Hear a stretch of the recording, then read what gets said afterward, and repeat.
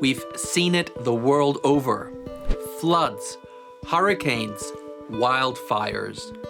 Our weather patterns are not what they used to be. Yet, there are still people out there who claim that global warming has nothing to do with any of these catastrophes. So, how can you best deal with someone bringing this up in a conversation and address the myths that they keep on perpetuating? Let's have a talk about that. This is GMF Compact.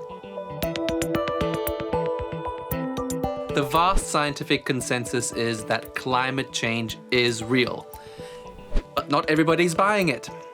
So here are a few things you might need to have in your arsenal when it comes to talking to so-called climate deniers. Number one, when they say that even scientists don't agree on climate change. Well, you can tell them that this is true. A whopping 3% of the scientific community do have their doubts about global warming. That's very little.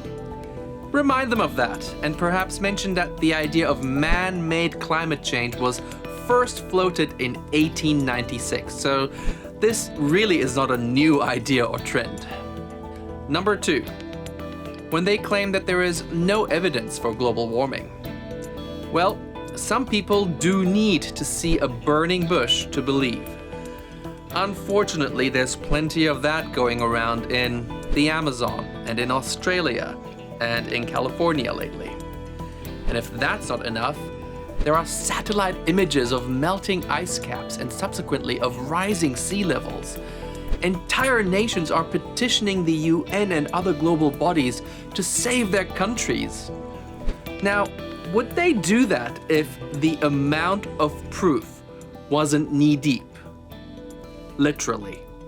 Number three, when they stress that even next week's weather forecast is often wrong. Now, this is where we have to remind people that climate and weather are not the same thing. Forget the weather report. Explain to them that climate is defined as weather patterns observed over a long period of time. And you have to remind them that in the last, say 30 years, the climate has indeed changed.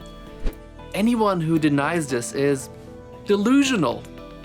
There's no harm in stressing that. Number four, when they say that global warming is a hoax. Well, some people believe climate change is an invented narrative to serve a particular political conviction, and that every government and even the so-called mainstream media is in on this grand scheme to alter the planet. But even the oil industry believes that the planet is warming. BP and Shell support the view that the climate is changing and that this change is man-made. And even they are doing something about it. Yes, we have to allow people to voice their views. Skepticism is a good thing and a pillar of free speech. It's fine for them to ask questions about the things that they feel simply don't add up. But they also have to be able to listen to the answers and become part of the solution.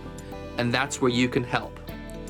We have to explain to those in doubt that we have to stop perpetuating patterns that result in our own destruction.